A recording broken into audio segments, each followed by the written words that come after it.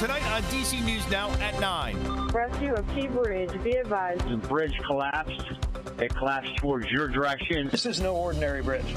This is one of the cathedrals of American infrastructure. In a tragic turn of events, a bridge collapse that stunned Maryland and the world as we woke up shifts from rescue to recovery mode. To hear the words that the Key Bridge has collapsed, it's shocking. Me personally, I'll never be the same. My son will never be the same. We have all the latest details as we look into the timeline of events, the investigation into what went wrong, and the questions that still need answering. We don't know what this is getting ready to look like for us. We don't know. Our team coverage starts now.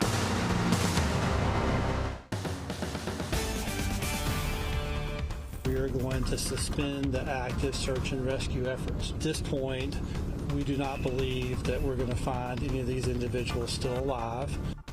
Breaking now at 9, the U.S. Coast Guard saying 6 construction workers who plunged into the river when a cargo ship crashed in Baltimore's Francis Scott Key Bridge are presumed dead. Authorities are suspending the search until tomorrow morning, and at that point, they will shift to recovery mode.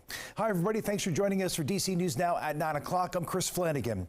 It has now been almost 20 hours since that shocking and tragic collapse. Live stream video from 1:30 this morning, you can see here, shows the moment the cargo ship loses power and crashes into a support beam, sending the 1.5-mile long bridge tumbling into the river like dominoes. Just really an incredibly tragic day for the city. And tonight we are live in Baltimore with team coverage from our Mariel Carbone and Daniel Hamburg. We begin tonight with Mariel. And Mariel, at this hour, still so many unanswered questions. Yeah, Chris, there really are, but the big update coming at 7:30 when the Coast Guard announced that it was suspending those search and rescue operations. At this point, they just say it's very unlikely that anybody that went into the river would still be alive. So definitely some difficult news for the families and for anybody hoping for a better outcome here tonight. That means at this point, this is now a recovery effort. We know that that cargo ship named Dolly was leaving the Baltimore port this morning when it made a Mayday call, and then just moments later, it struck the bridge, just collapsing and destroying it within seconds. Contractors for Bronner Builders were working on that bridge at the time of the collapse. 6 of them missing and now, as we mentioned, presumed dead. Officials have not pulled any remains from the water or even located any bodies down there during their search efforts today. We know crews have been using sonar and divers were in the water, but with the cold temperatures and just the length of time since the collapse, they say it is unlikely anyone is still alive. And at this point, officials say it's really a safety concern to keep divers in the water because, of course, it is now dark outside. They say the water currents are changing and there is just so much debris, so much metal down there that at any point the river could move that metal and it could endanger those rescuers down there. We spoke or heard from the colonel out here, Colonel Roland Butler Jr., the superintendent of Maryland State Police. Earlier today, he says he does plan to put the divers back in the water at 6 a.m. tomorrow morning with the hopes of doing some more detailed search once the sun comes up. Questions were also asked if there were any cars on the bridge potentially at the time when this collapsed. He said, of course, that is a possibility, but there is no indication or evidence at this point that that is the case. So again, at this point, the big news coming out within the last hour and a half here, that those 6 workers are now presumed dead and that this is now a recovery effort as opposed to a search and rescue effort. Reporting live here in Baltimore, I'm Mariel Carbone, DC News Now. Certainly a sad turn of events, Mariel. Thank you. As for the people who were on the cargo ship, we know all 22 crew members and the 2 pilots on board, they have been accounted for. None was hurt. And all new tonight, Governor Wes Moore is weighing in after the Coast Guard announced that all 6 workers, again, are presumed dead. DC News Now's Daniel Hamburg joining us live in Baltimore. And Daniel, the governor just wrapped up a press briefing with reporters a little while ago. Yeah, Chris, he talked about meeting with the families of those construction worker victims who were on that bridge filling potholes. He said even though this is a recovery effort, not a search and rescue effort anymore, he pledged to those families that they will use every asset available to bring those families some closure. Now, he also talked about today the necessity for workplace safety for those workers. There has been legislation and initiatives from the governor's office to keep those workers safe. Of course, this was a unprecedented situation where a cargo ship crashed into the bridge. So there are also some maritime issues, he said, that they will have to work through. He said that the harbor is responsible for $191 million of economic activity daily with 8,000 workers. So he said this is not something that is going to be a quick fix. But he did talk about all of the support that has been pouring in from other states, other countries, the private sector, and philanthropies. Here's what he had to say. For all the people who are offering support, this is going to be a long journey. You know, that the people for people who are offering support, we know that tonight is challenging and difficult. We know that tomorrow is going to be challenging and difficult. That next week is going to be challenging and difficult. The next months are going to be challenging and difficult. So the thing that I would say to everybody who wants to find ways to support, stick with us, because we know that this is going to be a long journey. That Maryland, we're gonna get it right, and we're going to win, and we're committed to it.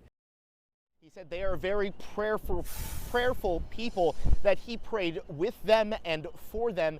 And he said that they are remembering their family members, not just as hard workers, but as family members. We're live in Baltimore. Daniel Hamburg, DC News Now. All right, Daniel, thanks. Meanwhile, a vigil was held earlier tonight to remember the victims of the bridge collapse. Baltimore Mayor Brandon Scott joined local leaders to speak with community members at Mount Olive Baptist Church of Turner Station. The pastor of that church also lended support through prayer to those impacted by the tragedy. We're supporting the workers, the first responders, and we're praying for families. And so we're just on one accord, and that's what we're talking about, how Turner Station comes together and be united as one. And earlier today, we spoke with a Baltimore woman who says her son takes the Key Bridge every day. In fact, he was planning to cross it just 2 hours after it collapsed. To wake up to the sound of the crash, she says, was nothing short of surreal. It was about 2 when I heard the actual mayhem, just hearing because I'm right at the water, so you can hear the police on boats in the water, you can hear, but we heard the boom. And then when we heard the boom, I get a text message like, did you realize the bridge just got hit? And I'm like, no. Get up and look, and when you come outside, you see just police everywhere. Everybody trying to get away to them.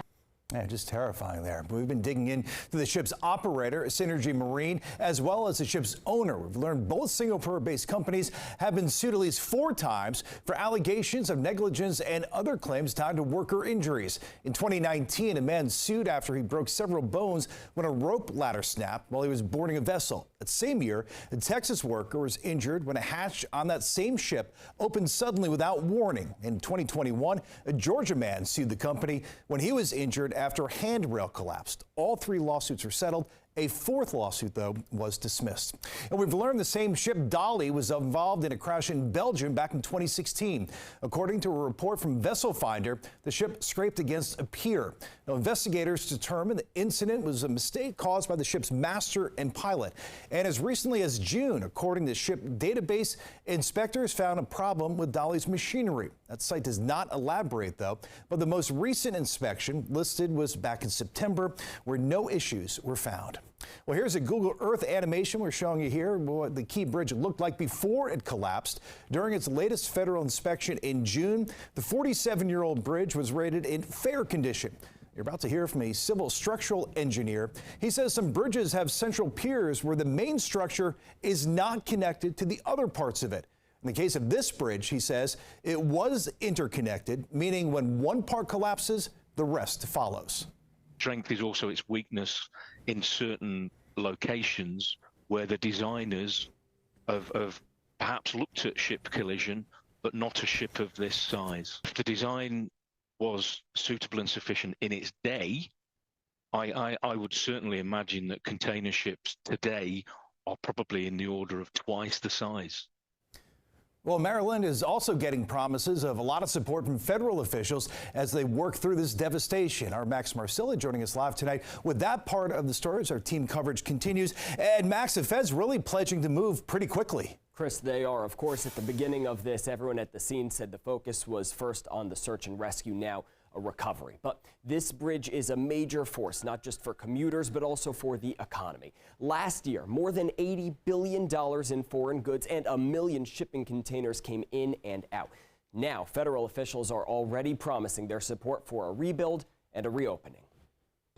You can feel the pain Baltimore is feeling by listening to its people. I'm very emotional. I'm very traumatized. Those feelings and this unforgettable sight of the Key Bridge collapsing early Tuesday morning are driving forces behind immediate action. I've directed my team to move heaven and earth to reopen the port and rebuild the bridge as soon as humanly possible. A pledge from the White House. President Joe Biden saying the federal government will pay for the entire cost of the bridge reconstruction. We're going to send all the federal resources they need as we respond to this emergency.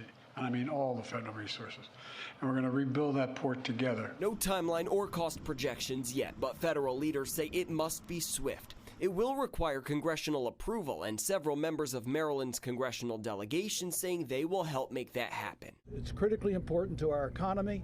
It affects many, many jobs. Folks will move as quickly as possible to, be reconstructing. Johns Hopkins University engineering professor Rachel Sangri says it's no surprise the bridge collapsed when it did. The impact from the 985-foot-long vessel was just too much for the bridge to bear. But each tragedy provides lessons, and what comes next, however much time or money it may take, is needed. And help is also coming from the DMV. Virginia Governor Glenn Youngkin saying the Port of Virginia will offer its support. It already took in one ocean carrier that was supposed to go to Baltimore, instead went to the Commonwealth and dropped off its cargo there. Governor Youngkin says the Commonwealth has the space. And D.C. Mayor Muriel Bowser says her city stands ready to offer its support. All right, Max Marcilla reporting live tonight. A lot of support around the region. Max, thank you. Now, of course, the most important thing right now, that is seeing that these families of the missing workers, they can get closure. But eventually, there's also the question of how will this bridge collapse affect the global supply chain? Port of Baltimore is one of the busiest on the entire East Coast. 1.3 million trucks cross the Key Bridge every year, 3,600 each day. Ship traffic coming and going from the Port of Baltimore is now suspended indefinitely. So this is really expected to create a lot of problems when it comes to not only traffic congestion, but also all these importers that rely on Baltimore. One supply chain management company, Flexport, predicts significant disruptions to getting goods out to Americans. All right, for more on the tragedy and a weather perspective, let's bring in Chief Meteorologist Janessa Webb. And Janessa, state police divers, they spent hours in the water today. They'll be out there again tomorrow at 6 o'clock in the morning. What will they be dealing like with water temperatures? It's a very winter-like still. Our temperatures and our water temperatures out towards the Patapsco River have just not warmed up yet. They were very close to the same air and water temperature early this morning. Let's take a look when that bridge collapsed. We saw air temperatures into that middle to upper 30s, and so that made things a lot cooler. And then water temperatures still into the middle to upper 40s, and that's exactly what I'm expecting as divers continue to go in tomorrow morning. Temps right now, they're into the middle 40s. What I'm showing you is a map closer inland. Of course, it's going to be a little bit warmer. You have that inland insulation. And then as you go into deeper water, it gets cooler. The depth of the water associated with it allows cooler temperatures to kind of be at the surface. And the middle of the Patapsco River is currently sitting at the freezing mark. A big concern tonight as officials went on air tonight. I had a concern myself with high tide cycle coming in 8:35, and so now low tide is going to come in at around 2:30 a.m. and then Wednesday afternoon they have a kind of this slight window before another high tide cycle starts to enter. At this point, the Patapsco and the Chesapeake, the Potomac, they are dealing with coastal flood advisories and watches across that region for another 24 hours, and so that is just not going to help rescue efforts across that region. region. Also, one bad situation, I do have one wave of rain that's now making its way outside of the district and about to head into Baltimore County. We have multiple rounds of rain that are going to impact the DMV. I have that full forecast, Chris, coming up.